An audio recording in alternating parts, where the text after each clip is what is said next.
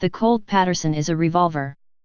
It was the first commercial repeating firearm employing a revolving cylinder with multiple chambers aligned with a single, stationary barrel.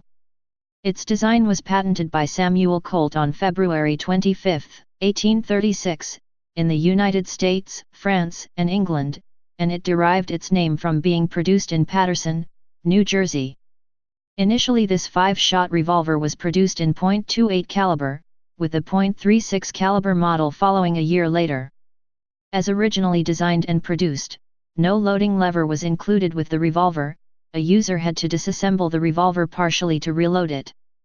Starting in 1839, however, a reloading lever and a capping window were incorporated into the design, allowing reloading without requiring partial disassembly of the revolver.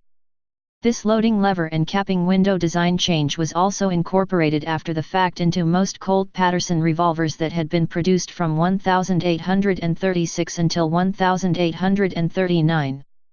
Unlike later revolvers, a folding trigger was incorporated into the Colt Paterson. The trigger only became visible upon cocking the hammer. A subsequent patent renewal in 1849, and aggressive litigation against infringements, gave Colt a domestic monopoly on revolver development until the middle 1850s.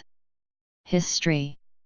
Early Colt literature and later publications insist that Colt was inspired to design the revolver in 1830 by viewing the steering mechanisms aboard the brig Corvo while bound from Boston to Calcutta. However, some believe he saw examples of the Collier flintlock revolver while touring the Tower after the Corvo docked on the River Thames.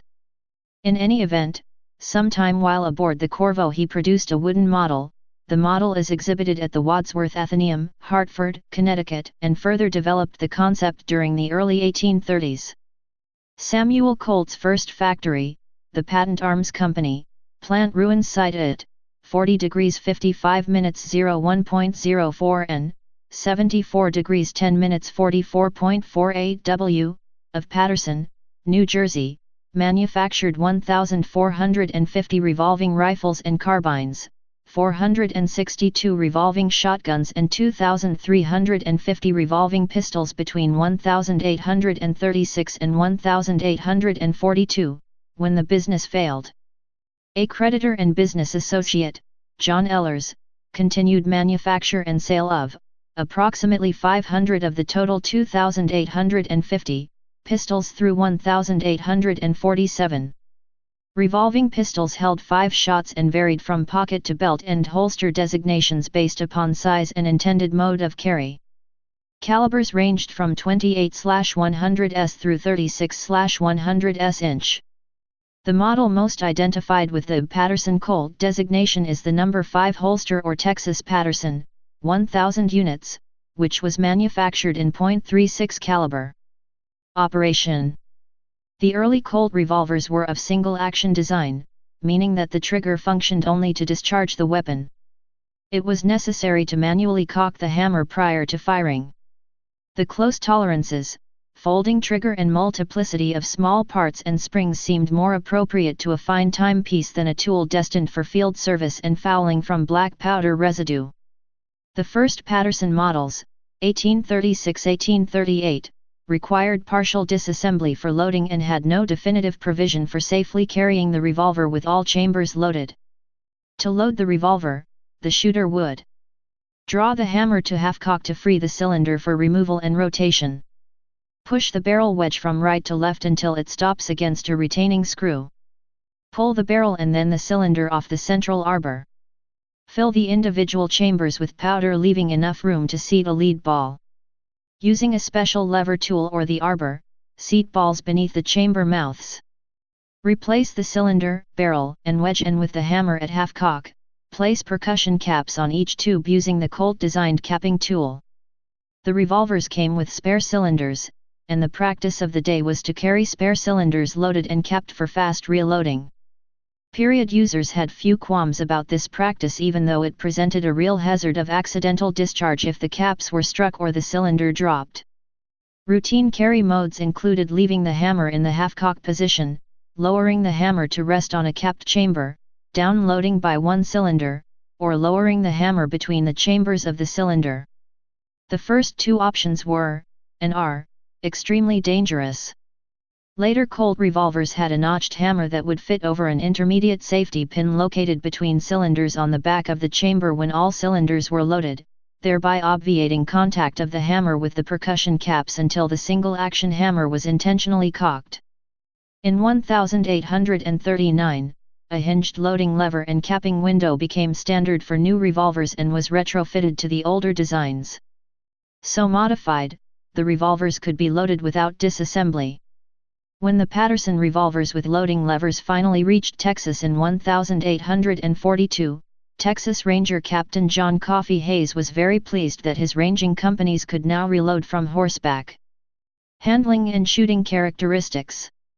To fire the Paterson, the shooter thumbed the hammer back and the action rotated a chamber in line with the barrel and locked the cylinder in place. This also caused the folding trigger to drop down from the frame into firing position. The sight picture consists of a front blade and a notch in the tip of the hammer. This sequence is repeated for each of the 5 shots in the cylinder, although the safety-conscious shooter will load only 4, leaving the hammer down on an empty chamber for routine handling and carry. Compared to the later Colt percussion revolver designs, the Paterson is ergonomically flawed, but, even with the odd bell-shaped grip and jutting trigger, the revolver points reasonably well and delivers useful accuracy. That Samuel Colt intended the revolver to be accurate is evident because of the rifled barrel and the extra-long accessory barrels present in some cased sets. Using modern-day Uberti replicas, the usual expectation is that careful, one-handed shooting will produce groups of 2-3 in, 5.17.6 cm, at 60 feet, 18 m. The number 5 belt revolver would be an effective weapon to 50 yd, 46 m, with ideal shooting conditions. However, from a moving horse, the useful range would be measured in feet. The available power is comparable to a modern .380 pistol cartridge. The .375-.380-inch round ball weighs a near identical 83 grains, 5.4 grams, and the velocity is also essentially the same. The cylinder is somewhat shorter than that found on the later Colt Navy .36 revolvers but will hold 22 gr. 1.4 grams, of FFFG black powder while allowing full seating of the ball.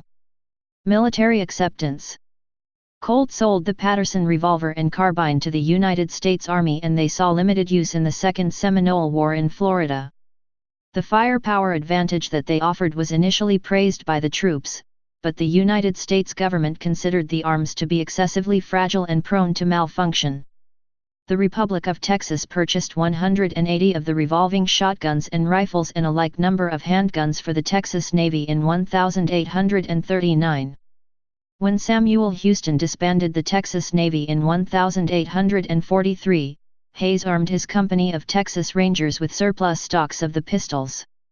The repeating handguns became very popular with the Rangers, providing them with sustained firepower against their Comanche adversaries. The Paterson revolver was especially decisive in the Battle of Bandera Pass, where each Ranger had 10 shots at his disposal when armed with 2 pistols as opposed to 1. Captains Jack Hayes and Samuel Walker of the Texas Rangers became major proponents of the Colt revolvers and were successful in advocating military contracts for later models such as the Walker Colt. Zachary Tailor, as a general in command of the border with Mexico, sent Captain Walker to New York in 1846 to meet with Colt and discuss improvements to the Paterson to make it more appropriate for use in battle. Walker at the time was serving in the U.S. Mounted Rifles and not the Rangers. Type revolver. Place of origin United States. Service history. In service 1836-1847. Used by United States. Republic of Texas. Wars Seminole Wars. Texas Indian Wars. Mexican-American War. Production history. Designer Samuel Colt.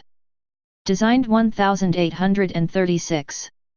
Manufacturer Patent Arms Company. Paterson, New Jersey. Produced c. 1836-1842. No built about 2,800. Variants different calibers, sizes, and configurations. Specifications. Weight 2 pounds 12 ounces, 1.2 kg levered model. Length 13.75 in, 34.9 cm, Texas model. Barrel length 7.5 in, 19 cm. Caliber .36.380 inch ball, revolver. Action single action. Muzzle velocity 900 feet/s, 270 m/s. Effective firing range 65 yd, 59 m. Feed system 5-round cylinder. Sights blade front sight, hammer notch rear sight. Please subscribe and thanks for watching.